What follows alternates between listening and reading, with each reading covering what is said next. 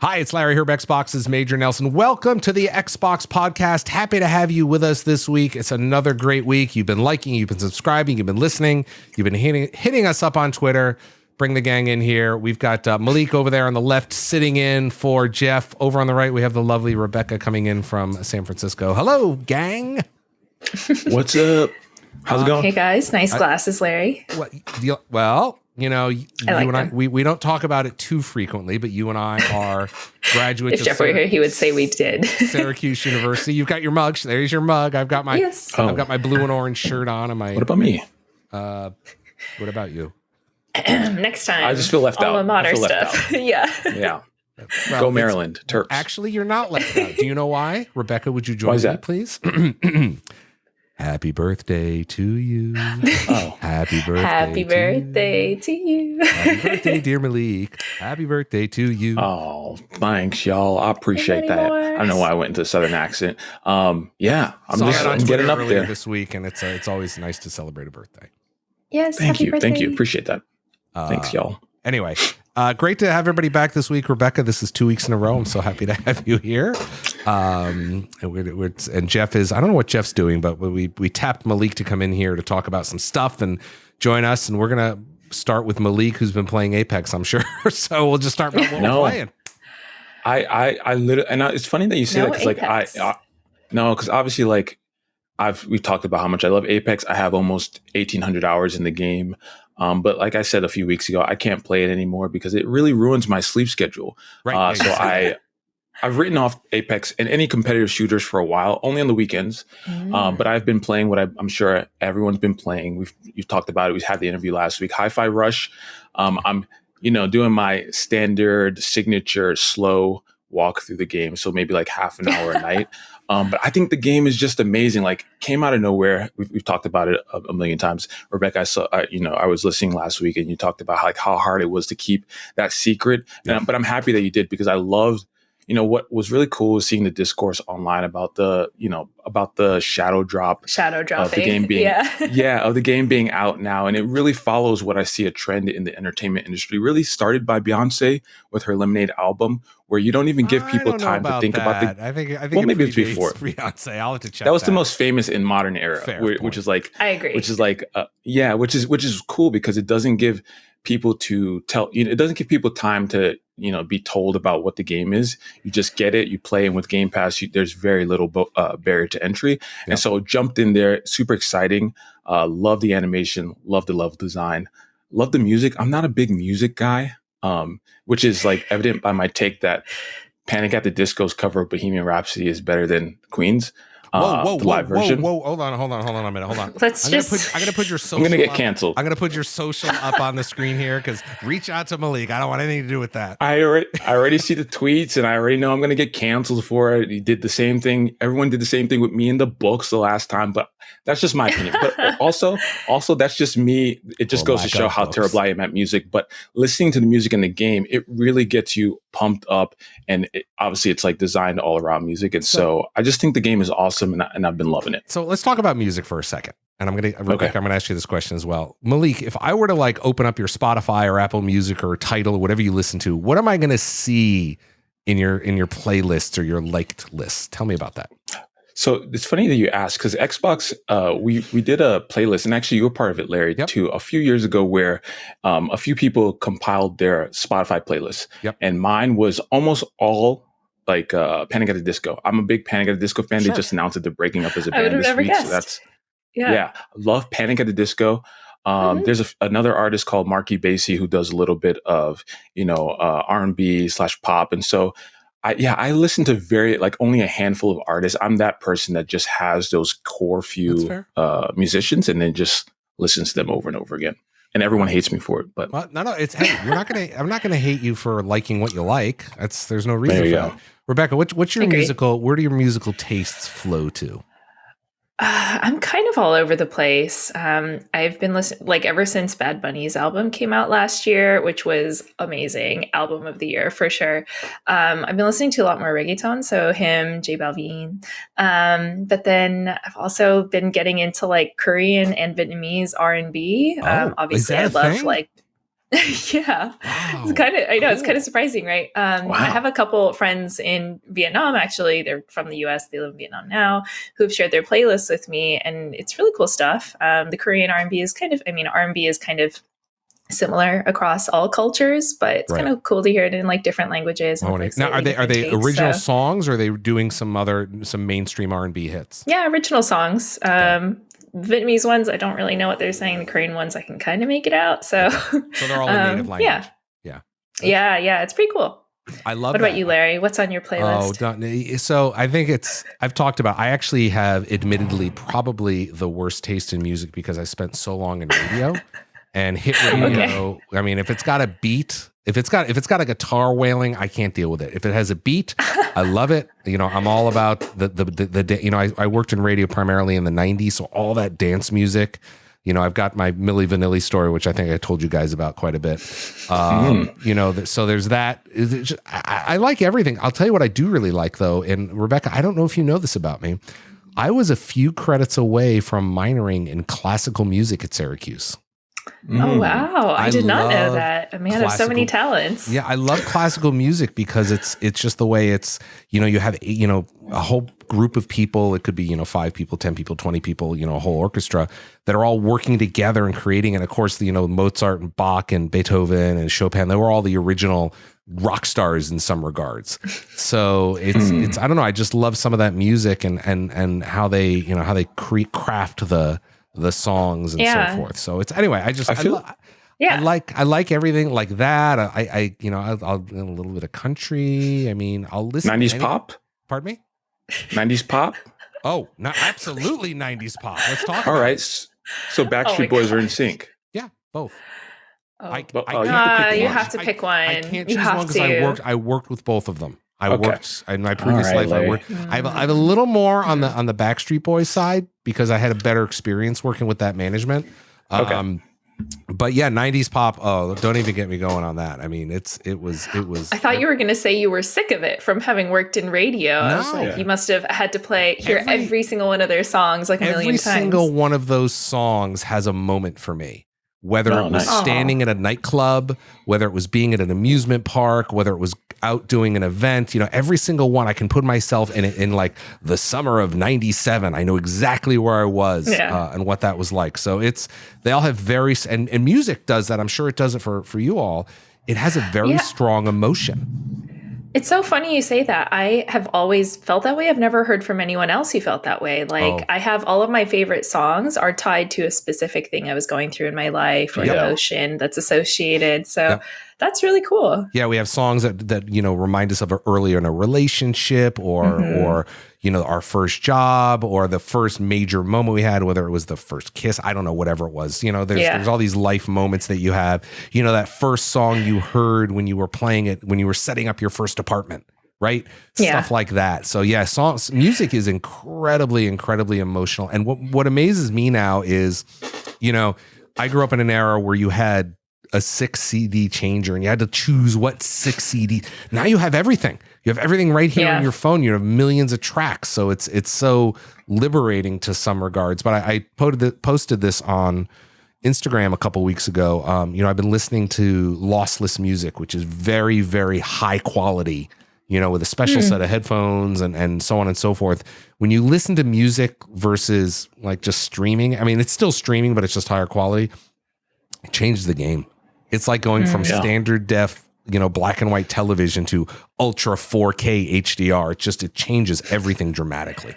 Yeah. My analogy or my mind goes to for me growing up, it was all about the Walkman or the CD player, the portable CD player. Yep. You put it in and you couldn't like walk too fast or run with it, obviously, because it's too huge. But if you did, like it'll skip and it just ruins the song. It ruins the moment. So but then it's they a came out with Walkman, not a Rudman. Yeah.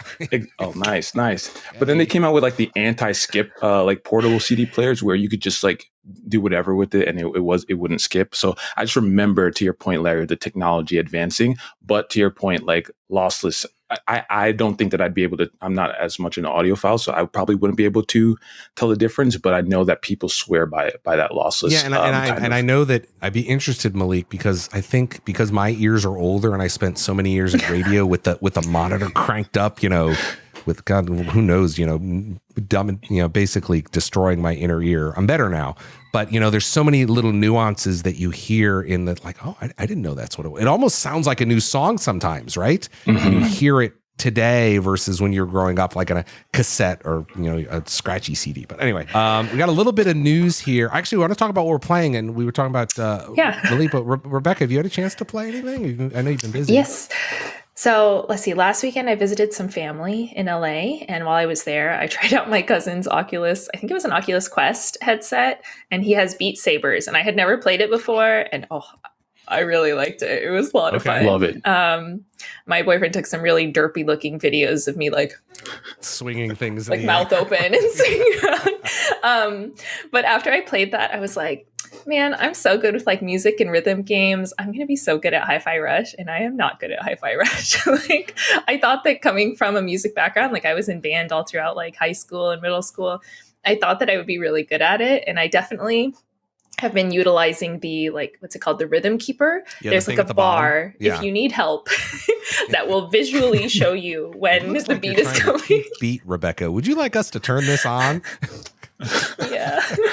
So I haven't been that good at it, but how's your guys' experience been? I assume you both have been, I know Malik, you've been playing it. Yeah, no, I think I'm at like 2 hours in. I'm enjoying it. It's a good combat game. It gets the beats. And again, as I said, we're in our section about music. I love things with a beat. So this gets me into the beat. And let me be very clear. You talked about, like, we all talked about liking music, and Rebecca, you talked about being a band. I absolutely cannot play any instrument. I have zero acumen for producing music. I love listening. What did you say your minor was almost in? Music? Classical. So understanding the theory of classical music and the creation of classical music versus like playing an instrument. I did play one instrument when I was in band in high school. Did I tell you this story? Oh, it's going to be good. What is it? Would you like clarinet? Go ahead. Rebecca, clarinet. Go ahead. You can guess first. I'm going to guess something in percussion. Maybe like the one of the drums or the cowbell. That's a cowbell. Okay, that's fair. Malik, what do you think I did? Is the clarinet part of the band? I guess. Yes, that's part. I feel like I'm gonna guess the clarinet. Part of the woodwinds. Okay. Yeah, that's my guess. No, the answer is the xylophone. I was close. And the reason why the xylophone is because it's like a keyboard. It has the notes printed on it. So I didn't have to think about what do I have to do to make the notes. It's just they're all right there. So so I was able to do that or the glockenspiel or the marimba. The glockenspiel was the tubes. The glockenspiel is kind of the metal and it's up. It's kind of got like a little. You probably saw it in band. It's like ding, ding, ding, ding, ding. It's metal. It's got a metal sound. The tubes are the bells. Okay, gotcha. Anyway. All right, yeah, I had a feeling it was something in percussion. You're right. So, but yeah, I've Hi-Fi Rush, really been enjoying it. I've been playing. What else have I been playing? Actually, let's go to you, Rebecca, and then I'll go through what I'm playing. I just finished. Okay, that's what I've been doing. Beat Saber and Hi-Fi Rush. What am I playing? Dead Space, the new Dead Space. I love it. It's so good to be back in there with Isaac. GoldenEye 007, which dropped last week. Yes. How could I forget? Been playing that one. So good to see that. Nice. Vampire Survivors, which we've talked endlessly about. Hi-Fi Rush. That's kind of been filling my gaming menu this week. But we'll see. It's a good time to be a gamer. It's fun. Dead Space is great because every once in a while we play a lot of these multiplayer. Of course, I'm playing Halo and these multiplayer games and like Apex, and they're great. But sometimes you just want to play like a half hour of a single player, press pause or use instant resume and move on to something else. And that's kind of also great for Hi-Fi Rush as well. Because you can just, okay, I'm done, and then you go on to something else. And that's I actually downloaded it on my work PC. I didn't know if it would work. I guess my work PC is a pretty good spec. But yeah, I've been playing it kind of in between meetings. I played like 30 minutes earlier today. So good to know. Yeah, it's a good one to drop in and out of. That's good to know. All right. Why don't we roll into news? We got 3 interviews coming up later on that I did one, Rebecca did one, and of course Jeff, who's not here, did one, but we'll talk about those in a minute. But let's quickly get to the news. Malik, I'm going to go lean on you first because it's today, as we record this, it's February 1st, which kicks off Black History Month. Yeah. Black History Month. So yeah, again, Really excited. I'll start by saying that the Xbox has a whole team dedicated to these moments. And what I really wanted to kind of start with is that I know there's like a lot of discussion around, brands kind of putting out a tweet and that being kind of their statement of support. But I'll say that Xbox has an entire team called the Xbox Social Impact Team, led by Jen Panettone, who's been on the show before. Yeah. And really. And one of the things that we're kicking off the calendar year with is Black History Month, and so there's a great Wire post written by Portia Botchway, who's from the Xbox research team, that kind of goes into she starts off the post by talking a little bit about her history and coming up as a Black woman or wanting to be in video games, and so it gives a lot of great tips into how to get into the industry. And also, like, you don't have to be a software engineer. There's many different fields within the video game industry for anyone to be involved with. And so I just love the Wire posts because they always are written by a person in the community and detail their experience. But more to the point of, how you can get involved, even if you're not in the Black community, always great to be an ally. Yep. Xbox is going to be working with USC, University of Southern California, on the Gerald A. Lawson Fund for Black and Indigenous students. If you're a Microsoft Rewards member, which is, by the way, free, it's your way to give to a few different charities without spending money. So you can get Microsoft Rewards through a number of different avenues, such as Game Pass Quest, using Bing to search. But we're featuring Community, Black Girls Rock, and Gameheads as 3 charities that you can give to without spending $1, just by engaging on your console. Great way to get involved if you don't have money to give. Then I don't know if you've noticed over the course of Project the many Amplify. different. Yeah, Project Amplify is in there as well. No, it's something that we launched in September of last year, and it's a great opportunity to hear from, I think it's like 14 different folks at Xbox, about their journey, their tips and tricks on how to get involved. Another great thing that you'll see throughout Black History Month, and throughout every month that we kind of celebrate here at Xbox, is we take the Xbox logo and give it to an artist within the community to give their interpretation of it. So you'll see people like Phil Spencer. It's also on the Xbox Twitter, kind of give that interpretation of the logo. So it's really great. I love it. This one's cool. It's an interesting take. It's very different, but so many people have worked on it, and it gives different color, symbolism, and imagery from the community to build a really interesting asset. There's a number of different ways to get involved. By the way, I want to point something out. Yeah, that is a really cool. I know it's just a fun thing to do because people love Xbox brand, and we have a brand team which is responsible for the look and all the things related to the brand of Xbox. And I just love the fact that they let people have fun with it because we're in the games industry and let's have fun. I know there's a lot of companies out there that was like, you can't touch the logo; it always has to be this size and next to, We do have, we have some requirements, but it also, there's times when you can have fun. And that's what I love about that team. Absolutely. It's one of those very important things. And again, like, it's done by, especially for moments like this that are very important, it's done by a person within the community. And so I'll just go through a few more different ways that you can be involved and get involved. On the store, you can actually go and download games that are either developed by Black developers or feature Black protagonists, such as Deathloop, League of Legends, Humankind, Dishonored.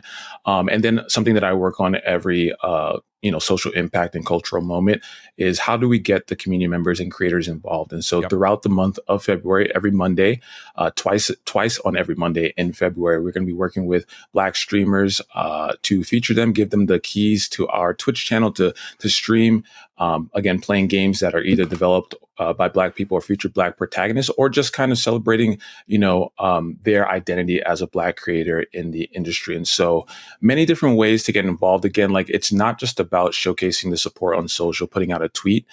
Here at Xbox, the entire social impact team meets weekly to plan throughout the year for moments like this so that we can ensure that we're doing our part. No one company is going to change the industry for any of these moments, Black History Month or Women's History Month, any of the moments that we'll celebrate. But I think it's all about a company doing what it can to make a change and kind of be a leader in this space. And I know it may seem like I'm biased or like I'm rooting for the home team, but it's really about a collective hand walk towards a better place. And so, a lot of great stuff. Check out the Wire post on how Xbox is celebrating Black History Month. Thank you, Malik. That was well done. Yeah, a lot of activity. We'll see if we can get somebody on towards the end of the month just to remind people about it, or later on in the month, I should say, just to remind people that it's an entire month of fun. So That's right. Rebecca, you've got a little bit of news over there. Is that accurate? Yes, emphasis on a little bit. Everyone might be aware, but last week we did this little thing called the Developer Direct and did a game showcase and, had a lot of news. And so here's the typically TLDR. the week following. Yeah, typically the week after is a little bit slower. We did a great write-up on just the show overall, but then we also had our Xbox Wire team go hands-on with Hi-Fi Rush. They were, I think, among the first dozen people outside of Tango and Bethesda to actually get to try it. And then they did another great piece for Minecraft Legends. So our Xbox Wire page has a lot of really good reading there. There's a lot of effort that goes into it. In particular, one piece that they've been working on throughout January also was a kind of our team's most anticipated games coming up in 2023. There's a lot of releases. This is just a small handful of the games. We have a lot more coming out, but this is just a small handful. Yeah. But so if you're curious about when and which great games are going to be coming out on Xbox, PC, Game Pass, etc., I'd recommend checking it out. Aside from that, there's also a feature this week on just some of the deals with gold. But then the one big kind of news piece that we have is more related to a product. So Razer recently released the Hammerhead Hyperspeed wireless multi-platform gaming earbuds. Wow, that's a mouthful. Yeah, and Larry conveniently has them here. Wow. So I'll read through some of the notes. So these are $149.99 US. They're available right now. Thing that's pretty cool about these, not only is it the latest tech with Bluetooth, so you can play these anywhere. They work with mobile and Xbox. Actually, they work with most gaming. Yep. Oh, I think did we lose Rebecca? We sure did. I think we might have lost Rebecca, but I'll jump in and say, hey, those look awesome. I know so many people are looking for low profile options These for like not AirPods, only chat, but game audio. If you look at them, they do. Like AirPods, so they're kind of cool. And you can carry them around to your friend's house if you're looking to, the game with some great earbuds designed for gaming. Yep. The team just does such a great job designed for Xbox team working alongside some of our partners, which is, I'm jealous. Yeah, so there we go. So we got those in there. Unfortunately, we have a little bit of an empty box over here, which is that's right, Rebecca. I don't know where she went, but why don't we do this? We have more Rebecca in the interview section. So why don't you go ahead, Malik, if you would? We've got a bunch of interviews this week, so why don't you bring us into those interviews, if you would? Absolutely, Larry. We have a trifecta of interviews here for you today. We have talking about Monster Hunter Rise. Jeff is going to be talking to Hiroyuki-san from Capcom. Larry gets to talk about the Elder Scrolls Online, the new chapter to Necrom with Rich from ZeniMax. And as Larry mentioned, Rebecca is going to be talking all things Minecraft Legends with Craig from Mojang. Enjoy these interviews. It was 5 years ago this month that Xbox owners were introduced to the world of Monster Hunter. And let me tell you, Monster Hunter World was a monster hit. Well, here we are into the beginning of 2023, and the first big hit of the year is Monster Hunter Rise, which is now available on Xbox One, Xbox Series X and S, Windows PC, and of course, Xbox Game Pass and PC Game Pass. Well, this might be your first Monster Hunter game, so we are very honored to be joined by Hiroyuki Minamatami, who is the Capcom producer. How are you feeling, sir, on this, into the first 2 weeks of Monster Hunter Rise being available on Xbox? Well, first of all, I'm, of course, very glad that we were able to release the game without any issues. So that's made me very happy. And but we're not done yet. I mean, we've still got Sunbreak coming up in spring, the massive expansion to Monster Hunter Rise. So there's still a lot of work to do. But yeah, for now, at least, we're glad that the game was released safely. And of course, we're also very happy that we were able to launch the game on Game Pass as well. So as many players as possible can experience this new title in the series. So because Monster Hunter Rise is available on Game Pass, as you say, there's a lot of folks who are going to be playing their first Monster Hunter game. Tens of millions of games in the Monster Hunter franchise have been sold. But for those who this is their first one, what do they need to know about what Monster Hunter is? So Monster Hunter Rise, of course, the series as a whole is about hunters getting together to hunt monsters. You can play solo, you can play multiplayer, but it's all about hunting monsters. And Monster Hunter Rise in particular is about this phenomenon called the Rampage, which is a horde of monsters that is attacking the village, Kamura Village, which is the main base of operations for the player character. So let's talk about this village. Monster Hunter Rise makes a great first impression. I've been playing this week. It's so colorful. The characters have huge personalities. There are dogs and cats and birds everywhere, and they're a big part of the game. You're riding on them. They're cooking for you. There's just a ton of character. So can you talk about what inspired Monster Hunter's look and feel? So the major theme in Monster Hunter Rise is Japanese yokai. So yokai are these monsters from Japanese mythology and folklore, and so the entire game has a very strong Japanese aesthetic, and a lot of the monsters are based on these traditional yokai monsters.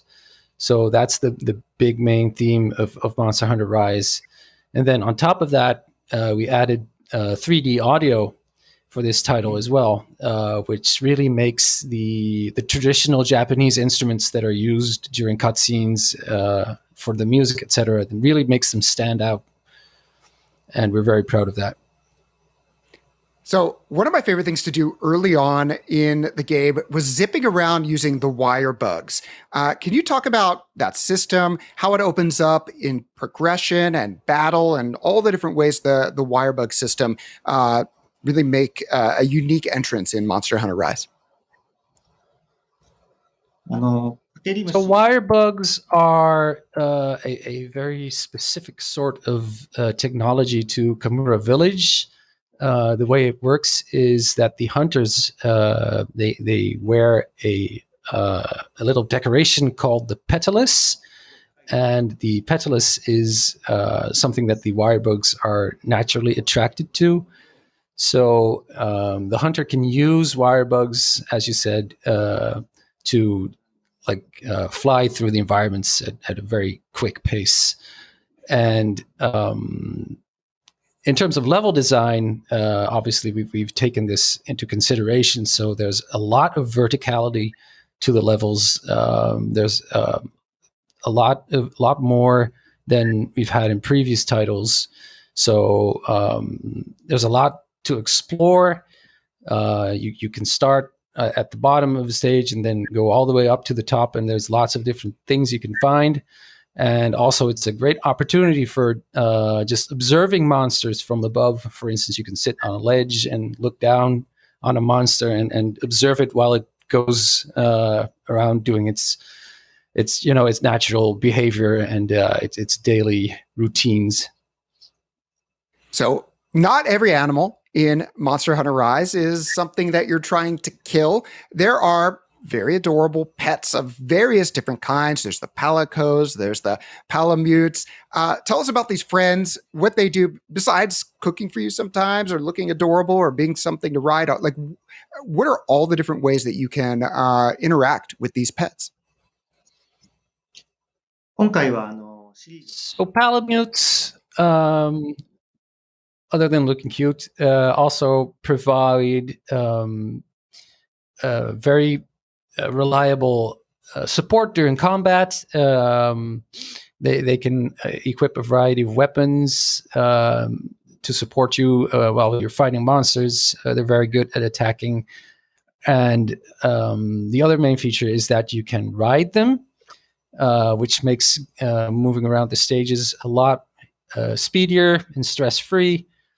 Especially since you can still use items and you can sharpen your weapons while you're riding your palamute. So it's a very stress-free experience. Everything is just very speedy, and you don't have to stop and do things and wait around for your hunter to sharpen weapons. So that's for the palamutes. And for the palicos, They offer more of a support role, not necessarily offensive, but they can equip a variety of skills, and they can earn experience themselves to gain more slots, to equip more skills. So you can give them a variety of skills to help heal the hunter, or give defense boosts and stuff like that. Yeah, I do love how convenient it is to ride around on the Palamutes, even in town, which I was definitely taking advantage of. So between that and the wire bugs, and you can also just transport or teleport very quickly between things, and like noticeably fast, which is I'm a big fan, especially when you're absorbing all of the different things that there are to do, all of the different you're visiting with the blacksmith, and you're visiting, you're eating, and you're crafting. You're doing so many different things, and I think that's a key thing about Monster Hunter Rise is there's a lot going on. So, where's a good place to start? What is something that you would advise a new Monster Hunter Rise player to do? So first of all, when you jump into the game for the first time, you can pick whether you want to play solo or multiplayer. In either case, what I would advise you to do is just follow the story. That's going to be the main point of progression. So if you just follow the story, you will learn everything as you go along. Your player will grow along with you, your player character. They will start making new weapons, new gear. And the only bit of advice I would offer you is that if you're having trouble beating monsters, don't just button mash your way through. That's not going to work in most cases. Try to observe the monster, like which direction is it facing? Is it roaring, like telegraphing an attack? And base your actions around what the monster is doing at that time. So yeah, you got to be very careful about what the monster is doing. So pay attention. And then one other thing is that there are 14 weapon types. And all of them handle very differently. So this may be confusing. This may be overwhelming if you're a first-time player. But my advice is to just not think too hard about it. Just experiment a little bit, find what works for you, and then just go with that and have fun. Yeah, that's a great point. You're first given a longsword, but you really do have access to all kinds of weapons, ranged weapons, close-up weapons, big, heavy weapons, fast weapons. So yeah, pick what you're going to want to enjoy, right? And it's good that you're able to experiment really right from the off. Monster Hunter Rise, now available Xbox One, Xbox Series X and S, and of course on Windows PCs and Xbox Game Pass and PC Game Pass. Hiroyuki Minamatame, I want to thank you so much for joining us. Very excited to have Monster Hunter Rise on Game Pass. And also just a huge year both for Monster Hunter and for Capcom. Wishing you the best of luck. All right, great week last week for the Elder Scrolls fans. The Elder Scrolls Online announced the new adventures, a new class for 2023. You've probably read all about it. You've had some time to soak it in. But joining me today is Rich Lambert from the ESO team. Rich, great to see you. Hello, how are you? I am great. What a great week it was last week for ESO fans. Kind of go through a little bit and rehash what we're talking about here, because it's kind of cool. It is, and it's a really exciting year for us, for the team, obviously, and for the fans. So we are going to go and explore the Telvanni Peninsula and explore a little bit more of Morrowind. Learn a lot more about Hermaeus Mora. It's this really cool new vibe, this kind of cosmic horror meets Elder Scrolls Online, and I think players are really going to get a kick out of it. Sure. Now, I was reading something. I think it was the press release that said that you're bringing players back to more they're going to explore places they haven't seen since. Check me on this. The mid 90s. Is that accurate? Yeah, 1994 in Arena. Okay. So yeah, a lot has changed, obviously, technology-wise, games-wise, since 1994, and so we were able to go in and show players things and explore things that you couldn't necessarily do back in those early 90s. ESO is such a phenomenon, and it's so great to go live in that world and work on your characters in that world. Folks that may be interested in it, but maybe kind of scared to, like, oh, this game's been out forever. We all have that anxiety of, I'm the one who hasn't finished Elden Ring yet, and I'm like, oh, can I even go back to it? Everybody's finished it. But when I look at the universe you've created, it's really welcoming, and you've done a lot of work to really welcome new players, right? Absolutely. And I get that question a lot. The game is 8 years old now. Is it too late for me to start? And the answer is no. We've done a lot of work over the years to make it inviting, make it easy for you to play with anybody, regardless of level, regardless of alliance choice. The way ESO is set up, you don't have to grind through 8 years of older content to get to the new stuff. You can just pick a story that you like or an area that you want to go and explore, and you can go and explore it and still make meaningful progress. I mean, there's millions of people that have played the Elder Scrolls, the main game, the single player game. How did you, and I know it's been 8 years now, but how do you continue to make it interesting and vibrant for those types of players to pull them into this multiplayer world and this environment?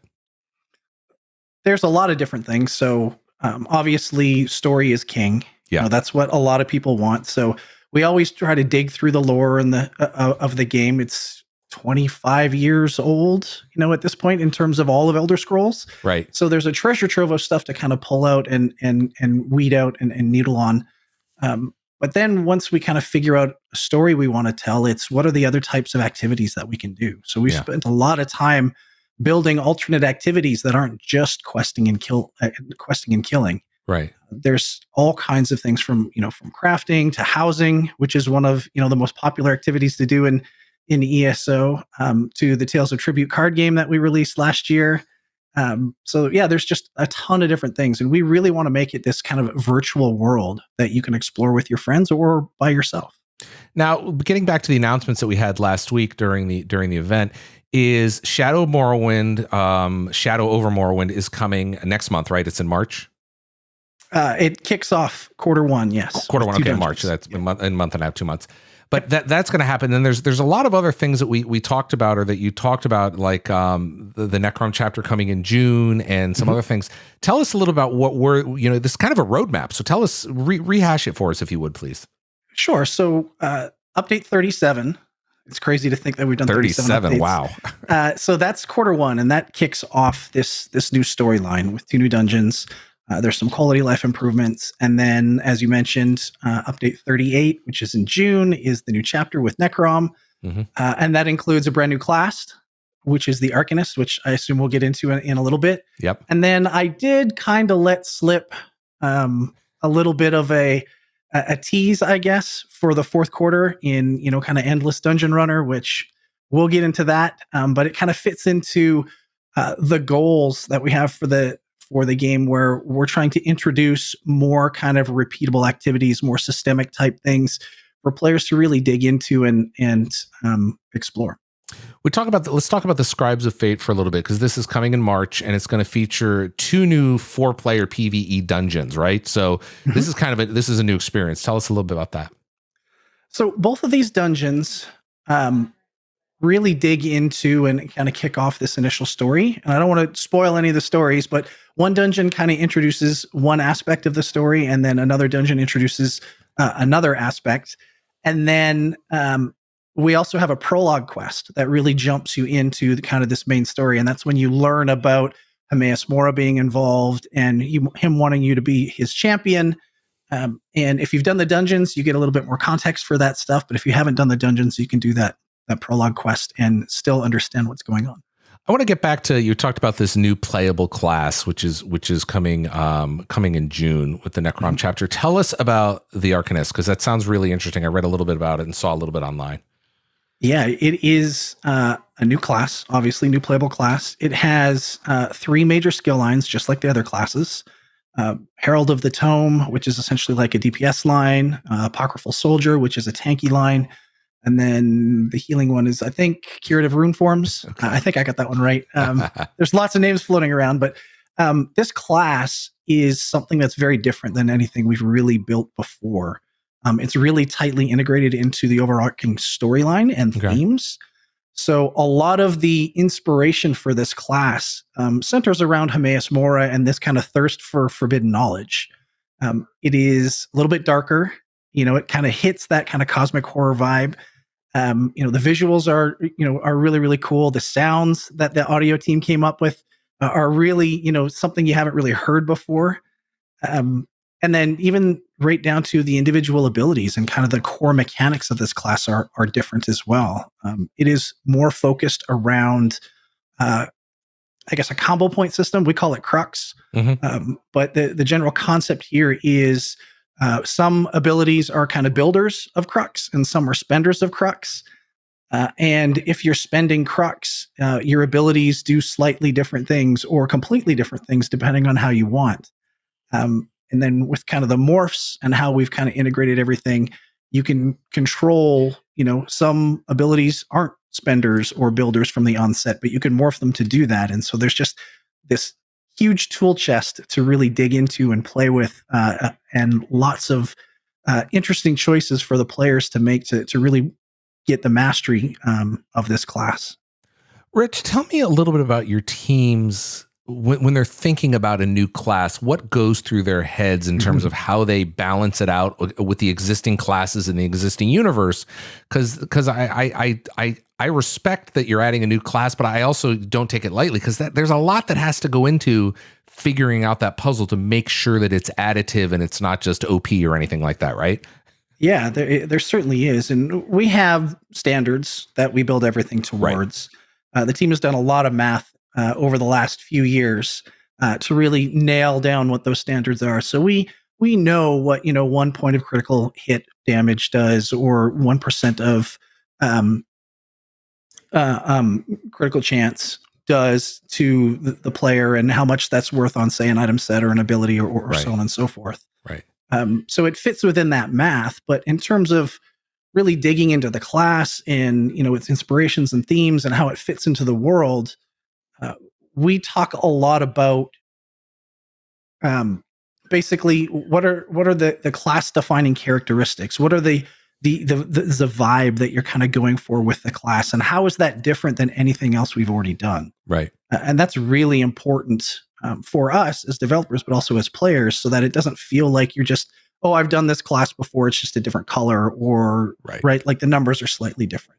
So we think of a lot of that kind of stuff for sure. The other thing, I mean, it making sure that, as you said, the math lines up and everything kind of works. But the other thing I imagine from a creative standpoint, and again, you're in the creative space, but in the creative standpoint, you have to make sure that this class makes sense in the universe, right? That's the other thing, is that the lore backs it up. And then when you write it in, it's not just some random thing like, what is this, right? So in addition to the math, you've got to have the engineering side of it, the math, and then kind of the creative side to make sure they come together. Absolutely. And that's kind of where the inspiration comes in, like what I talked about, where this class, this Arcanist, is centered around knowledge. And that's very much in Hermaeus Mora's wheelhouse. That's what Hermaeus Mora does, is hoards this knowledge. And so we leveraged a lot of that. And as players start to, well, as they saw in some of the global reveal stuff, but as they'll see over the course of the coming months, there's a lot of influences of Hermaeus Mora on this character, and it just it ties in so well to this overarching story. It's really exciting time for if you're new, or if you're existing on ESO, it's exciting. If you're new, it's exciting. Shadow over Morrowind, great. I'll put a link off to your stream that you guys had last week. It was really quite interesting. And Shadow over Morrowind is kind of it's the Scribes of Fate DLC. It's the Necrom chapter in Juna, and it's the Arcanist, which we just talked about. Did I miss anything, Rich? I want to make sure I don't think so. No, I think that's the big bits. Yeah. And then we've got what's great is that ESO is available on PC, it's available on Mac, it's available on Xbox, of course, it's available on PlayStation. I mean, it's available all these different places, and starting March 13th, you can get in on the PC Mac side, and then later on in the month you can get on the Xbox and PlayStation side.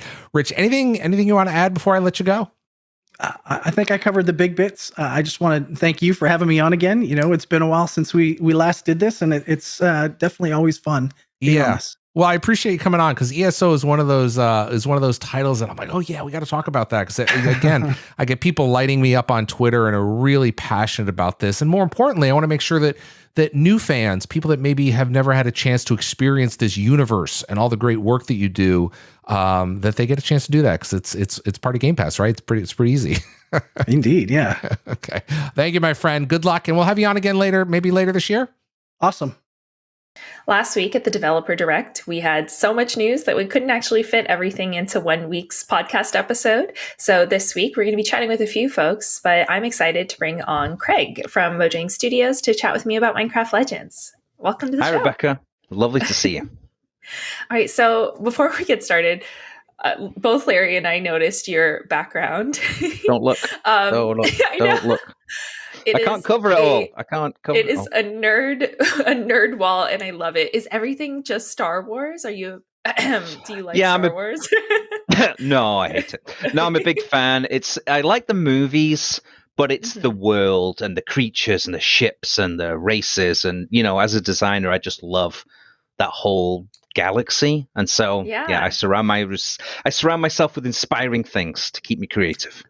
Oh, I love that. Yeah, their world building in Star Wars is god tier. It is so good. So I don't blame you there. So it's as old as me.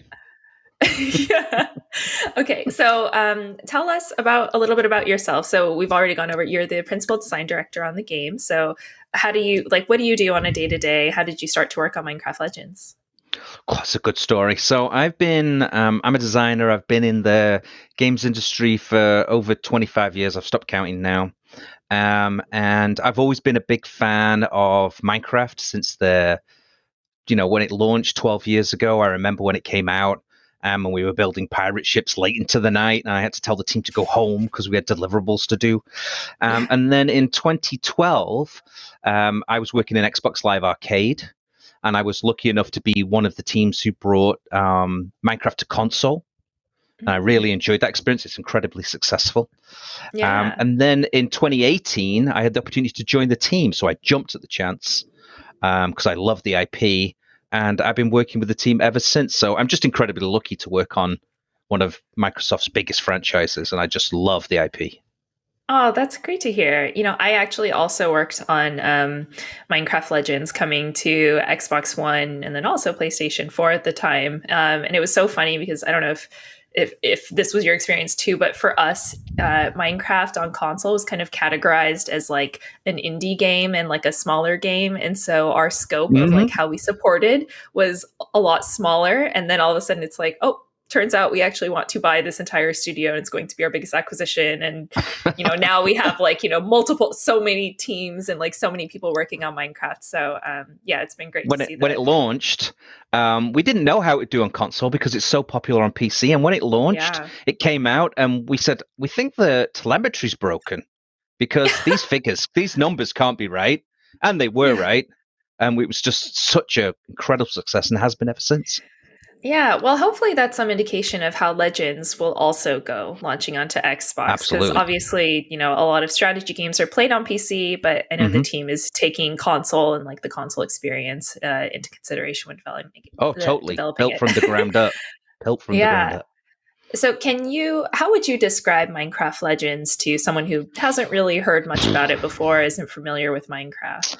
It's a good question, Rebecca. So Minecraft Legends is a new type of action strategy game, right?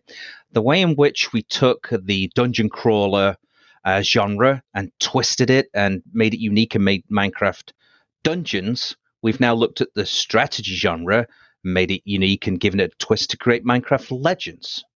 The game contains a full story-driven campaign and our 8-player PvP battles. And in the story-driven campaign, you're a hero who's brought to save the overworld from the evil piglins by our hosts. And what's really interesting about the hosts is they're our first talking characters in the franchise. And the hosts give you 3 amazing tools: the legendary loot diddling, the banner of command, and the flame of allegiance. And you use these tools to talk to the allies and play melodies to get the allies to gather resources like wood and stone and redstone and diamond. And then you use these resources to build structures.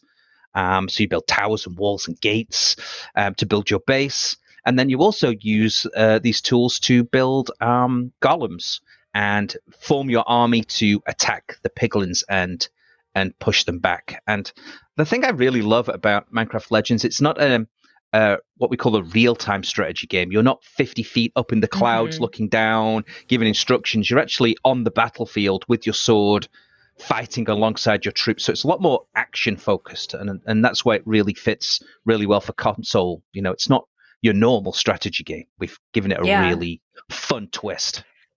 I agree. And I think that when people see it for the first time in front of them, that's the thing that they're most pleasantly surprised about. Like when we demoed to some press at Gamescom in Germany over the summer, and they were like, oh, you're actually in the middle and you have a player where you're, doing combat as opposed to being up in the sky and just, zooming all around. Like in a lot we get that all the time. People are like, this is not the game I thought it was. You're like, this is an action game, and that's what I love about it. Yeah, but of course, strategy is still a really important part, and that is a totally new genre for the Minecraft team to be venturing into. And so I know that we have our development partner, Blackbird Interactive. So can you tell us a little bit about them and just how the partnership with them has come to be and how it's going? Sure. So anytime we are building a new experience, we really look for the right partner. A team who's creative and talented, but also, really specialize in that genre. And so when thinking about a strategy game, we immediately thought of Blackbird Interactive. They're well known for all of the strategy games they made in the past. And so we started to talk to them, and they loved the IP. They really understood what we wanted to do with it. They loved strategy. They had great ideas of how they could twist these two together.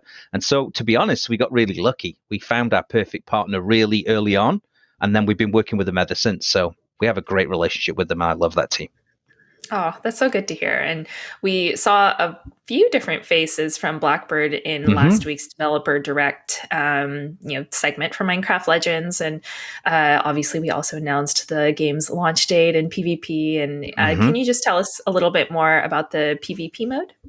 Sure. So our PvP battle mode is really unique. I love it. Play it every day. And it's 8 players, but it's 2 teams of 4. Okay. And your goal is to destroy the tower at the middle of the enemy base. Simple, right? So everyone starts next to their tower. There's nothing built, and everyone just goes off and does stuff.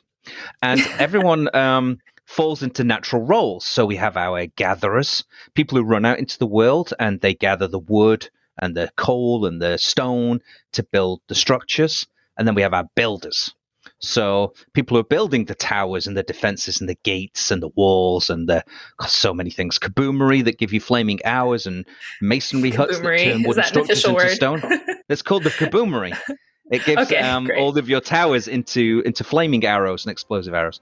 Love it. And then we have our explorers. These are players going out into the world, and they find secret chests that give the team a boost of resources, and they scout what the enemies are doing.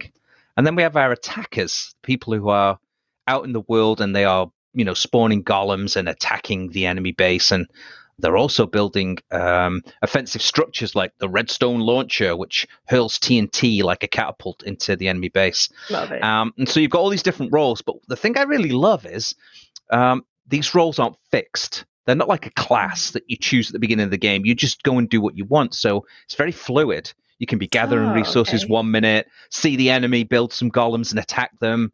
And then you hear, our base is under attack. And you're like, okay, I'm on defense. And you go running back. And so, it's not really strict and fixed. It's very fluid. And it's all about working together to come up with the craziest strategy you can think of to crush the enemy. Yeah. So the other thing I love about PvP is it's the maps are procedurally generated. And so it's different every time, depending on one time a mountain might generate next to the enemy base, and you think, oh, I'm going to put a redstone launcher on that. Or, you know what I mean? It's like, depending where the secrets are and the resources are and how the world generates, it's different every time. So it keeps it really fresh. Yeah.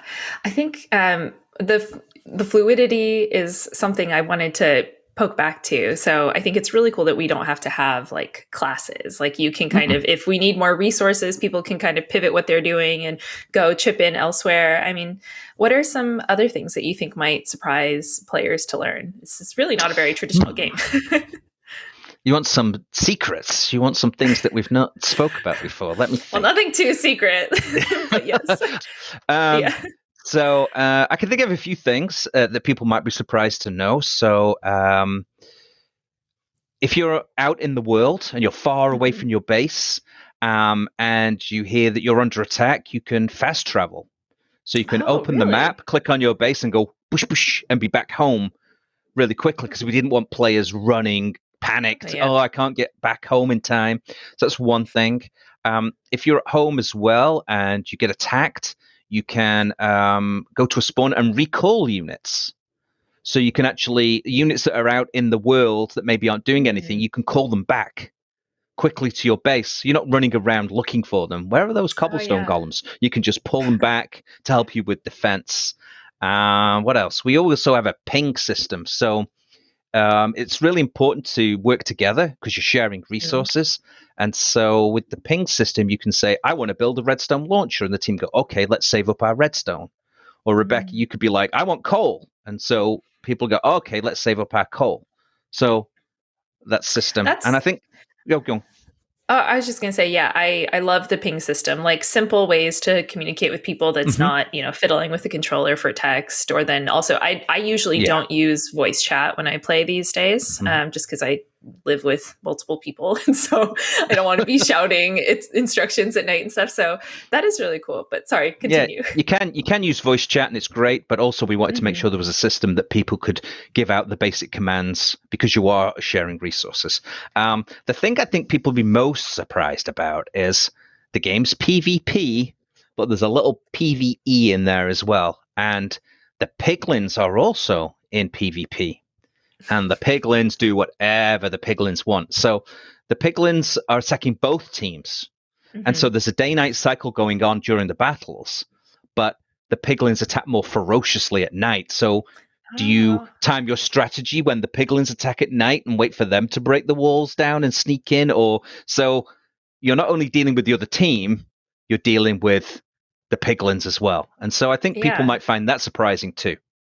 That's really cool. So the battles are, I had kind of just assumed that the battles would all be during daytime, but like Minecraft, the environment changes whether it's day or night. Yeah, so that's it really goes cool. to night and you hear the piglin horns and the battle horns, and then more piglins attack at night, and then it becomes dawn again. And the game is, I should have said the game is so pretty. It's so beautiful. Yeah. Oh, I think we can all see that for ourselves in just the few like assets and videos we've seen online. But it sounds like the matches could potentially be pretty long then. How long have they generally been? Is there like a rough number or does it vary? Yeah. So we've worked really hard. So games last between 20 and 30 minutes. It does depend on the strategy. If teams have a crazy strategy, they might win earlier if they take the team by surprise, or if both teams decide we're going to build bastions with stone walls and massive towers, and the games might go on a little bit longer. But we've been working really hard to balance the game this way because we don't want it to be like 14-day siege of the blue team. And so, our longer games have lasted around 30 minutes. So it's about 20 to 30 minutes. We wanted, it's an old fashioned thing to think about, but we wanted players to get like 2 games in a lunchtime. You know what I mean? Like be able to play a couple of games if they were playing in their lunch. So, that's one way to put it. I like that. And then this, I mean, obviously coming out on Xbox, PC Game Pass, but also PlayStation 4 and 5, Nintendo Switch, which is really cool. Is there going to be cross-platform multiplayer for multiplayer? Of course. We thought it was really important, regardless of what platform you're on, that you could play together. We want as many players as possible playing together. So I think you nailed them all. I think we're on all the Xbox platforms, Xbox One X, Series X, Series S, PS4, PS5, Nintendo Switch, PC Steam. Yes, so Steam. It doesn't matter where you play. On launch day, you'll be able to play on any of those platforms in PvP, and it plays perfectly on any platform. The way we've designed it, there's no advantage to be on a keyboard and mouse versus a That's my next controller. question. Yeah. No, it's not. It's not a first-person shooter or anything. So, and it's been designed that way, Nice. and so it's perfect for cross-platform play. Yeah, we thought that was really important, and so we've made it work That's perfectly. awesome. Well, thank you so much, Craig. This has been very enlightening. I have learned a lot about Minecraft Legends today. So obviously games launching April 18th. But until then, where can folks go to follow along with our journey and stay in the loop? Sure, you can join our Discord group. We have lots of amazing fans on our Discord group. You can also look at Minecraft.net and also at Legends_game. It's not long now to wait. We're coming out soon. We've been, working on it for so hard. We're so excited to see, how people enjoy the game, and I'm particularly excited to see the crazy strategies that people come up with in PvP, because we think we've done everything, and then someone will come in and just do something crazy that we haven't thought of. And we all joke on the team that we're all going to be good at the PvP for about an hour, and then all the community will just crush us because they'll come up with new strategies. Yeah, the Minecraft community is very creative and dedicated, so I'm sure that they'll come up with some good stuff. But yeah, thank you so much, Craig. Oh, it's wonderful. Thank you so much for the opportunity to talk about Minecraft Legends. All right, thanks to all of our wonderful guests talking about ESO, Monster Hunter Rise, and of course Minecraft Legends. Love hearing from the people making the games. That was awesome. Exactly. Thank you. That was a lot of fun to hear from everybody. A couple things before we go. We were talking before the break about for the interviews. What you got on there, Larry? I've got the white gloves, Rebecca. Thank you for noticing. No, I wanted to point something. I didn't wear them when we were talking about the Hammerhead, the new headsets. I don't know if it's in focus. Hopefully it is. But I also want to remind folks that the Deep Pink Xbox controller, which was available, I think it was last year, it is now back in stock. So this is something they wanted me to point out. So pretty. Yeah. Do you have one? Very striking. No, I love it. I think I got one over here. I don't have one.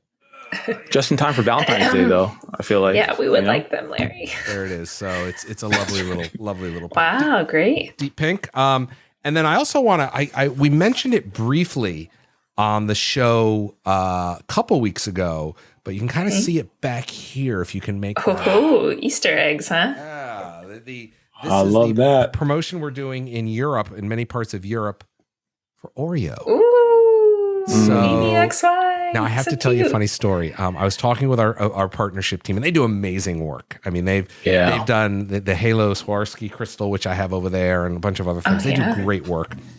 I said, hey, I want to talk about the Oreo promotion, which is really cool. In case you can't see it, you can kind of see it in here. Yeah, we can see. But I mean, the Oreos are ABXYs and the logo. I mean, this is kind of cool. And the up arrow. So cool. So it's really nifty. But I said, hey, I want to get some of the Oreos. And they're like, well, it's not available in North America. I said, I totally understand that. But the listener for this show is international. So they sent me these boxes over. The boxes are empty. Oh, yeah. There you go. Wow.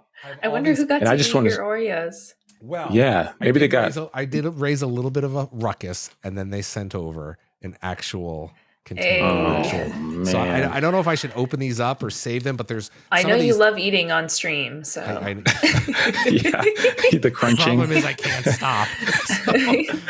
That's so funny. But these are, if you're over in Europe, check your local grocer. You can win prizes and all sorts of cool stuff. Some in-game skins, which I don't have yet. They're supposed to send them over to me, but I wanted to just. Well, I'll just say that I'm not as understanding of them not being available in the U.S. I love Oreos personally, and so partnership team, if you want to send some my way, happy to send you my address. I will say also, I'll drop off there's the a very boxes. Oh, well, that's no fun. But do you all eat Oreos with milk? I know there's like a very specific. Yeah, who doesn't? Like some people like it. Some people don't like it. I heard that the perfect time to dunk Oreos in milk is 7 seconds from our good friend Greg Miller, friend of the show from Kind of Funny. 7 seconds. 3. Oh no, he does the 1, 2, 3 thing. Yeah, 1, 2, hold on the 3, and that's the perfect. I don't know. What do y'all think? Comment section below. Let me know. I'm not a big milk person in general, so I think maybe when I was a kid I had them with milk, but I just generally don't have milk lying around. I have like oat milk, but I don't know. That doesn't sound the same. Well, maybe I should send some to you, so you could, or maybe you should go buy some Oreos to see what they taste like in Taste the test. yeah. Yeah, maybe I'm missing out. I don't know. Anyway, so I just want to call out that we got, and again, the partnership team, some really cool stuff. I've seen what they're working on for the future. They got some really great stuff planned, and it's everything from Oreos to what was the one we did a couple? Oh, here, let me. Do you remember this one? Hold on. I got More goodies. Rebecca, Larry just gets all the stuff.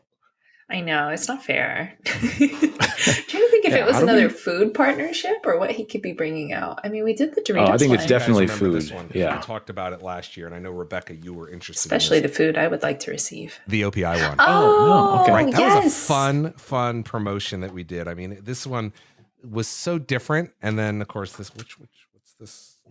I mean, I don't want to make any assumptions, but I feel like they could have sent those to me and I would probably get better use out of them than you would, Larry. They're still in the box for me. Right? So, yeah. But anyway, so our partnership team, keep an eye, we'll always cover what they're working on. They do some cool stuff. Over the live stream, we did the Doritos Rockstar one, and I couldn't stop eating those I really enjoyed that ones. one. Oh my Lord. Yeah. Oh my goodness.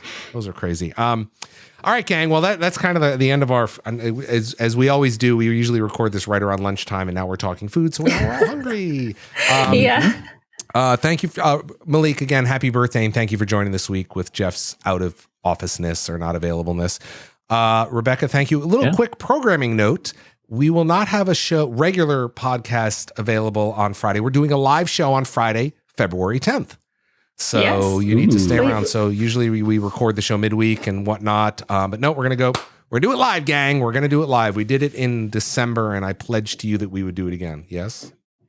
Do you want to bring us in so we can say goodbye? Oh, yeah. I'm sorry. I'm looking at it's funny. I'm looking at you guys. My screen is, I can see you over there, and I completely forgot about it. I'm so sorry. And I'm like, hello, we're over here. Just chatting in the background while Larry gets all the goods. I'm like, it's okay. You know what? Here, we're actually going to go one step further. So there we go. We're going to say goodbye, everybody. My little loaf in the background. There he is. But yeah, we're going to do a live show next week. So Jeff and Rebecca and I will be in the studio. You know what, Malik? Since you're on the show all the time, I'd love to have you stop by. Yeah, I'd love to stop by. Consider me there. I'll just run in. I don't want to disturb the flow. I'll run in and say hello, but I want to watch. Yeah, I just want to watch in person. Here's what we're going to do. I'm going to talk to the production team. We're going to actually, the way we've got it set up with the couch and the chair, we're going to put a chair in a corner with a light and a desk and a stack of books. And we're just going to cut to you reading books. Never. His favorite. I'm no longer attending. Yeah.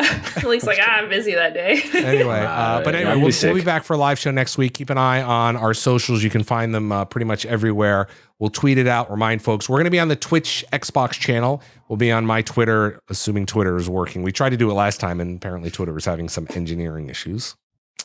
But we're going to try to get it wherever you are. So I appreciate you guys joining us. We'll have some giveaways too, right? Give some stuff away. I think we can. Ooh. All right, gang. So we'll see you for the live show next Friday, February 10th. Until then, have fun, play fair, file feedback, let us know what you think, and leave a comment. Bye-bye, everybody.